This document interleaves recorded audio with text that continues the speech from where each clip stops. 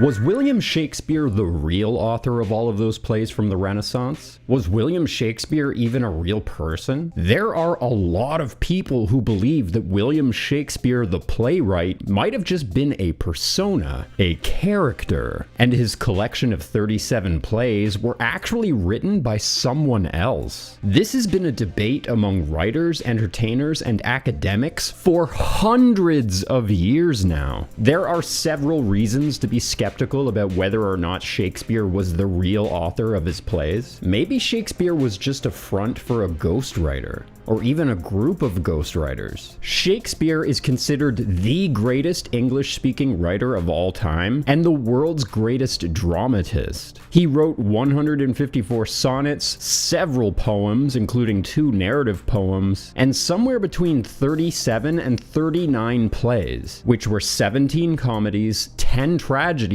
and 11 historical plays, give or take. But some people argue that Shakespeare did not have the education or the worldly experience required to be able to write so knowledgeably about some of the concepts in his plays, or even some of the places that he wrote about, like his play The Merchant of Venice. Shakespeare had never been to Venice, yet he described it like he had spent a lot of time there. How? I remember hearing this theory for the first time on television like 20 or 30 years ago. The show mentioned that one of the most well-known drawings of Shakespeare had an odd design choice. If you look at the neck, there's a line around his face, making it appear as if this person is wearing a mask. Is this a hint? Was someone in the 17th century trying to tell us that William Shakespeare was just a persona and not the real writer of his plays? Why would someone attribute such epic work to someone else? Why would a writer want to give credit to a fake author for the greatest plays ever written? What difference does it make? Does it matter who people believe wrote all of those plays? Was this just done for marketing?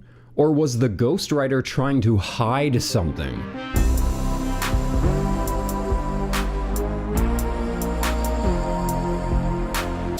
This theory is believed to have originated in 1785 when Reverend James Wilmot submitted the anti-Stratfordian theory. He said that the son of a glove maker in the 1500s should not have been able to create such complex written works. Shakespeare's poetry, philosophy, political commentary, and understanding of the world, and even legal matters, were all far too complex for a commoner of his time, and since then, hundreds of accomplished writers and entertainers have all said that they too believe that Shakespeare could not have been the writer of his own works. Like Charlie Chaplin, Mark Twain, Orson Welles, and many more. I often tell you that these history videos are not meant to be taken seriously, but I really just want to have some fun with this one because Shakespeare has always been one of those historical fascinations of mine. And I hear people bring this theory up a lot. I don't know if it's true or not. I just wonder about this sometimes.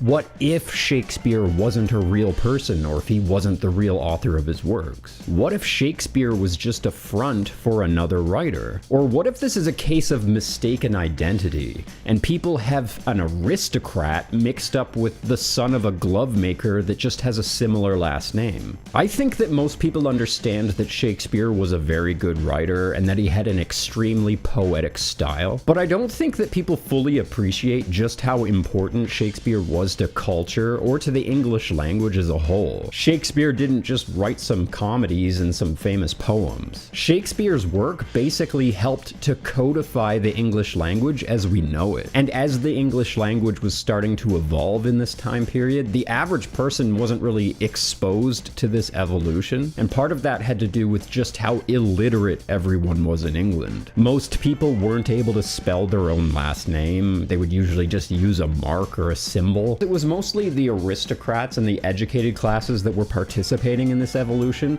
So for most people, the average citizen, they were exposed to this evolution in the English language through things like plays, books, poems, So not only were Shakespeare's plays pretty relevant in exposing the general public to these new English conventions, but Shakespeare himself actually created a bunch of new conventions himself that we still use today, like some of his phrases or his idioms. The bulk of Shakespeare's writing career was between 1589 and 1613. He started off as an independent writer and director, but by the early 1600s, he had joined the King's Men. Famously before that, Queen Elizabeth was also a fan of Shakespeare's plays. She had allegedly invited Shakespeare and his actors to various palaces on multiple occasions in order to perform his plays. Queen Elizabeth seemed to have some sort of an investment in Shakespeare's work, and I think that that might be one of the reasons why people are suspicious that Shakespeare was a real person, because it's much more likely that an aristocrat would get invited to do something like that than a commoner. Also, public playhouses didn't really exist during the time of her father, King Henry VIII. Actors and plays were not really that well respected in the 1500s. But then public playhouses just suddenly started to sprout up across England in the late 1500s during the time of Queen Elizabeth. So Shakespeare wasn't just the face of a bunch of popular plays and sonnets. Shakespeare was the face of the evolving English language and the newly evolving art form of public play performances. So Shakespeare was basically the rock star of plays, creating new works and spearheading an entire era of storytelling art. But this is bizarre in and of itself. How did a commoner with no formal education end up connected to the royals? How did Shakespeare end up with such a culturally important position? How did he end up so successful that he could afford to live in the second largest house in Stratford? This wasn't just unheard of for his time period. This should have been impossible. So if Shakespeare was real, then we're left to believe that someone with no social status, no education, and no knowledge of the world outside of his hometown somehow gained the experience, the knowledge, and the status of an aristocrat of his time, all while he was in his 40s and 50s. But there's no record of Shakespeare developing that wisdom or experiencing the world in any way before his first play. All we have is this weird gap in Shakespeare's life in his late 30s where he just disappears for a while and then comes back with a handful of his plays already written. By making him the poster boy of this new popular style of public play, Shakespeare also became the face of a new era for the English language, essentially setting Shakespeare up as the new example that they wanted all English speakers to live up to. And because in general, commoners were not able to read or write, Shakespeare's plays also became one of the primary ways that the common class became aware of the outside world. Shakespeare's plays taught them about the drama that happened behind the scenes with royals. It taught them about what was happening in different cities across the world. And as Shakespeare's plays spread across the English Empire, the English people were encouraged to aspire to use the English language as eloquently as he does. So on one hand, you could argue that Shakespeare was the greatest English-speaking writer of all time because his works helped to codify and evolve the English language as we know it, and the art form of public play performances. But on the other hand, you could argue that he's seen as the best because British royalty at the time essentially elevated his work to that status. And that on its own might be enough evidence to suggest that Shakespeare's work was intentionally manufactured as a specific type of art form to be given to the masses. But it's probably not that deep. There probably wasn't a plot to manufacture a fake playwright in order to push this new version of the English language on the masses. It might all just come down to the identity of the author. Maybe the ghostwriter just had something to hide. What if, for some reason, the real author had to remain anonymous to protect themselves from something?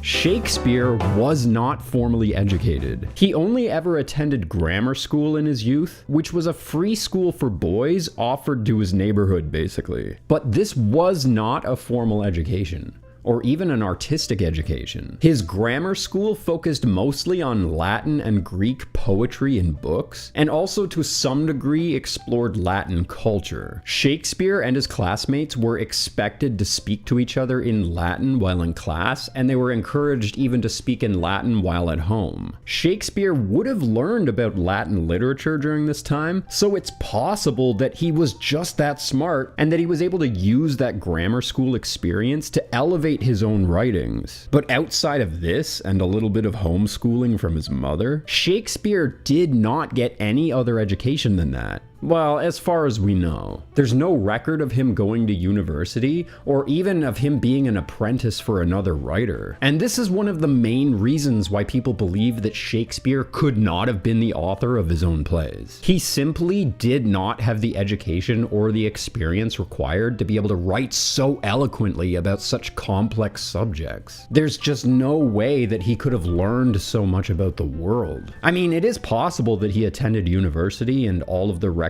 for that have become lost, but that's not very likely because Shakespeare was a commoner. He was the son of a glove maker, and he just simply would not have been able to afford to go to university. Even historians get caught up on this fact. With the way that the world was in Shakespeare's day, a commoner couldn't just educate themselves and become an expert on something like we can today, not even in artistic fields. They didn't have the internet back then, they didn't have public libraries, and they didn't even have free art classes. You had to gain experience and knowledge in something by either going to university or by apprenticing for somebody who's already an expert. I mean, sure, maybe Shakespeare was autodidactic, but how was he exposed to the kind of information that he would need to learn in order to write so eloquently and so knowledgeably? Nobody has any idea. There are several different people that scholars theorize might have been the real author of Shakespeare's plays. The two most popular candidates are the artist Christopher Marlowe and Edward de Vere, the 17th Earl of Oxford. The theory is that Christopher Marlowe didn't want England to know his real identity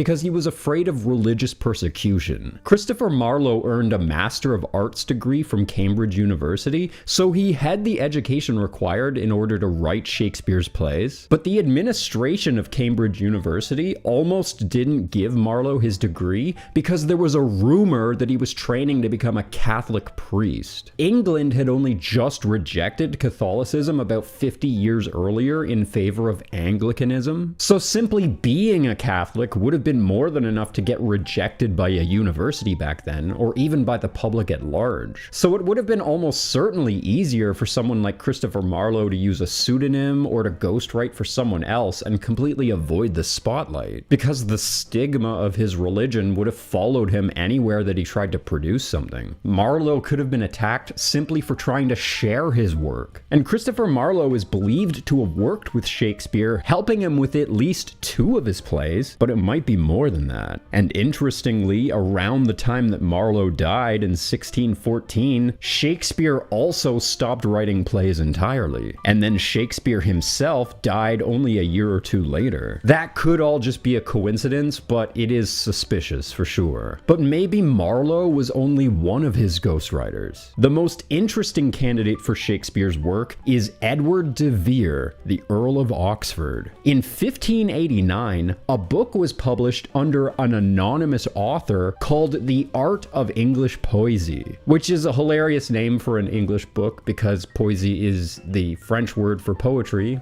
So, like I said, English was still evolving at this time. Anyways, this anonymous book also talked about anonymous authors who want to have their work published, but they're not able to for one reason or another, including noblemen and courtly makers. This anonymous book listed the Earl of Oxford, Edward de Vere, as one of the greatest comedy writers of their time. And that's kind of funny because Edward de Vere was an author, he wrote a lot of poems and sonnets. But Edward de Vere was not known for writing comedies. As far as we know, Edward de Vere never published any comedies of any kind. So whoever this anonymous author was that was saying this either knew Edward de Vere personally and had been exposed to his writings, or this anonymous writer was Edward de Vere. Nobody knows for sure exactly why the Earl of Oxford didn't want his writings to be made public. Maybe it had something to do with the social stigma of artistry back then, and maybe Edward de Vere was worried about diminishing his public status as an earl, or maybe he received pressure from other nobles or royalty to keep his work to himself. Or maybe it was because his plays were politically charged, and it would have been a bad look for a diplomat like the Earl of Oxford to have published so many works that have political commentary in them. The spelling of Shakespeare's name is another clue that we can use to suggest that there might be some confusion about who the real William Shakespeare was. In the original publications of 18 of his 37 plays, Shakespeare is written with a hyphen. In almost half of his plays, the name Shakespeare is hyphenated. Why would someone break their own name into segments like this? Well, most noblemen in the 1500s were not allowed to participate in commerce. In fact, it was considered treasonous for noblemen to do a lot of things without express permission from a queen or king, which means that nobles were not allowed to publish books or produce plays, because those earn money. So to get around this, a lot of nobles would have used a pseudonym or a pen name. And this is probably why Edward de Vere had to remain anonymous when publishing his work to the public. It was technically illegal for him to publish works and to sell them for profit. Some people have suggested that hyphenating their surname was a code that nobles would use to suggest that they were using a pen name. So hyphenating the name Shakespeare wasn't just an indication that Shakespeare was a pen name,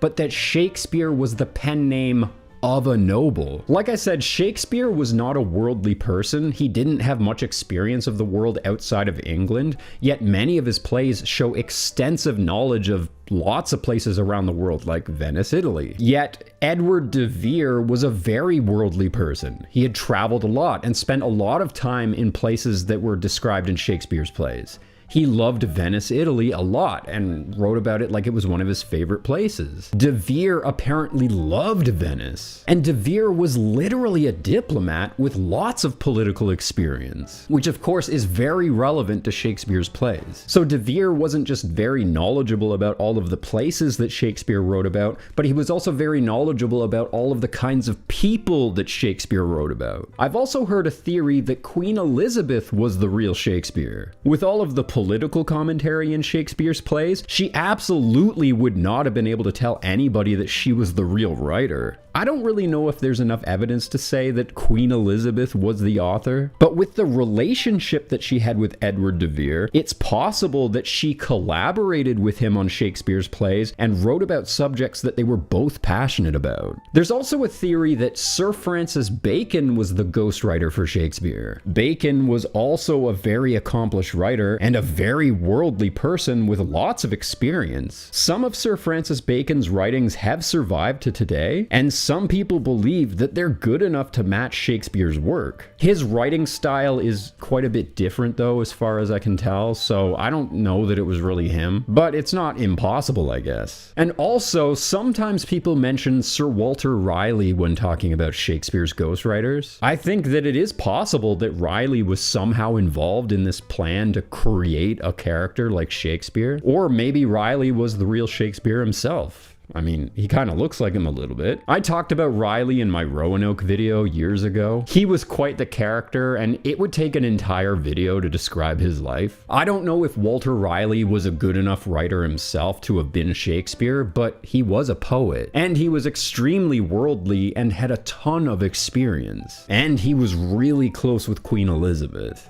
Like, really close. But also, apparently, Walter Raleigh knew Shakespeare and his family personally. He apparently had dealings with them, or some sort of a relationship with them. I don't know, I can't really find a ton of information on that. But if there really was a plot to turn Shakespeare into this famous playwright character, then Sir Walter Raleigh would have almost certainly have been involved in that. So the ultimate question is, Why? Why would all of these people ghostwrite for Shakespeare when they could have all just attributed their own work to themselves? Or they could have attributed it to somebody who was actually educated and somebody who actually had public status. Was it really easier to attribute all of these works to somebody with commoner status than it was somebody who was an aristocrat or a royal? What if the entire point of the Shakespeare persona was to create a famous writer who was from among the people? A writer who was more relatable to the average citizen. An average Joe whose meteoric rise can give hope to people and inspire people's imaginations. Giving the common class a hero from among their own ranks to give them the impression that someone just like them can become a cultural icon. Someone that people would want to emulate. Or was someone like Shakespeare simply more marketable? Shakespeare's plays didn't start off in palaces and fancy theaters. In general,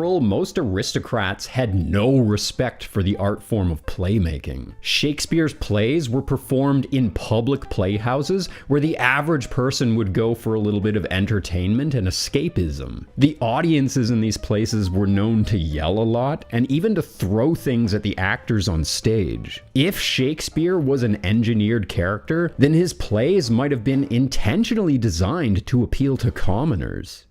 So this is all just really a theory, and it's a fairly old theory. And even though a lot of academics tend to believe this theory, it's not really treated as a fact in academia. I think the vast majority of Shakespearean scholars are convinced that Shakespeare was a real man and that he was the real author. In fact, they kind of hate this theory and they get angry about having to debate over it. To them, it's a fact that Shakespeare existed and that he was the author of his plays. And since Shakespeare is the area of expertise for Shakespearean academics, I think that it's logical to side with them on this. There genuinely is not enough evidence to prove beyond a shadow of a doubt that Shakespeare was not the author of his own plays. Part of the reason that this theory can seem so believable is because how long ago in the past all of this took place. There are so few records of Shakespeare's life or his writings. There isn't even any proof that Shakespeare ever even owned a book. Some people would argue that this is reason to believe that Shakespeare could not have been educated enough to write his own plays. But we also have to remember that all of this happened so long ago that we shouldn't really expect most of that evidence to survive to today. There are some really good arguments to debunk this theory. Shakespeare did have access to Latin and Greek poetry in grammar school, and he references some of those sources in his plays. He would have spent a lot of time thinking about poetry and writing in his youth, which could have evolved into an obsession with producing his own writings. His play, The Taming of the Shrew, references a specific Latin grammar book that Shakespeare would have used in his Stratford school. Shakespeare might have just been a genius. Also, the Earl of Oxford, Edward de Vere, passed away in 1604,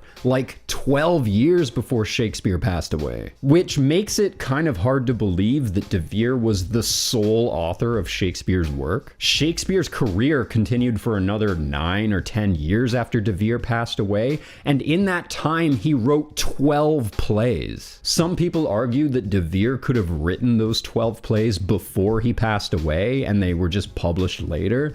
But also scholars argue that this is enough evidence to suggest that de Vere could not have been the author. One of the best arguments against this is that Shakespeare's play style did not exist yet. It was an evolving art form. One scholar argued that saying that Shakespeare's comedy play style was written before comedy plays were even a thing is like saying that Jay-Z wrote his best album before hip-hop even existed. It just doesn't make sense. Remember though, the theory that Shakespeare could not have written his own plays stems from the idea that someone as accomplished, skilled, and talented as Shakespeare must have been well educated and well traveled in order to be able to create such complex and relevant works. And that all comes from an elitist bias that people have to be academically accomplished and have a history of traveling the world in order to achieve greatness. It is scholars and academics who believe that they have accomplished that greatness that argue that somebody like Shakespeare could not have done that without their experience. And imagine how hypocritical I would have to be in order to champion a theory like that. I don't think that somebody needs to be academically accomplished in order to prove themselves as an intellectual. I'm not educated, I haven't seen the world, but I still show up here every month and try really hard to create something either entertaining or meaningful, or at least relevant. It's more beautiful to believe that greatness can come from anywhere and that anyone can achieve it, regardless of their awards or their experience or their academic accolades, or even the approval of the mainstream. Some people have suggested that on top of his role as a diplomat,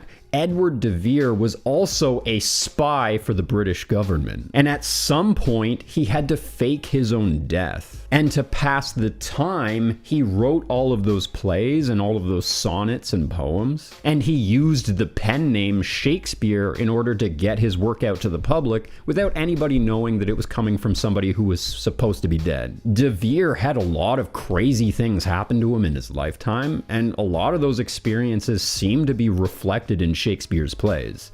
De Vere was even attacked by pirates once on his way home from Venice, and that's something that happens in Shakespeare's play. That happens in Hamlet. De Vere knew lots of nobles, aristocrats, and royals. He had lots of experience with the world, and he was a writer, so it's possible that he had a passion in expressing himself and his experiences in plays and poems. But I think one of the best evidences against all of these theories is the stylometric analyses of Shakespeare's writings. When comparing Shakespeare's writing style to any of these other possible writers, it's obvious that Shakespeare's writing style is extremely unique. None of these other contemporary writers had a writing style that was anything like Shakespeare's. I think that if we wanted solid proof that Shakespeare did not write his own plays, then it would be in a stylometric analysis where we would find that his writing style is very similar to any of these other writers. But the stylometric analyses prove that Shakespeare's writing style is uniquely Shakespearean. But I mean, it's also possible that these other authors might have altered their writing style intentionally while writing as Shakespeare. Perhaps they considered Shakespeare a character that they themselves were playing while they were creating these works. Or maybe Shakespeare was the real author. I don't know. I mean, his style basically proves that. In my opinion, Edward de Vere is the best candidate for the real author of Shakespeare's plays. De Vere had a really interesting life with lots of drama. A great deal of things that happen in Shakespeare's plays perfectly mirror events that happened in De Vere's life. And it perfectly reflects the kinds of events that De Vere would have been a part of, and the kinds of characters that he would have rubbed shoulders with. And that's basically the biggest problem with the idea that a commoner like Shakespeare could have written all of those plays. A commoner wouldn't have the experience or the knowledge to know what kinds of things happen behind closed doors in the presence of nobles and royalty. A commoner wouldn't have any idea of what kind of complexities existed in political life. Yet Shakespeare's plays show great insight into noble people. As Charlie Chaplin said, Shakespeare's work has the attitude of an aristocrat. In my opinion, it goes beyond Shakespeare's ability to read and write and his ability to understand and create deep literature. It also has to do with the limits of the human imagination in general. A commoner who only ever traveled from his hometown of Stratford to London and back, he simply would not have had the experience to even be able to imagine the more adventurous things that happen in the world. He wouldn't have understood enough context about government, royals, or the events of the world to be able to write so accurately about these subjects, or to be able to imagine such complex drama around them. People want to believe that the real author of Shakespeare's work had to be an aristocrat because only an aristocrat would even know these things. Edward de Vere had written countless books, sonnets, and poems throughout his life. He was an amazing author and spent the bulk of his life writing. But the strangest thing about his writing career is that the very second that public playhouses become a thing in England, de Vere just suddenly stopped writing altogether.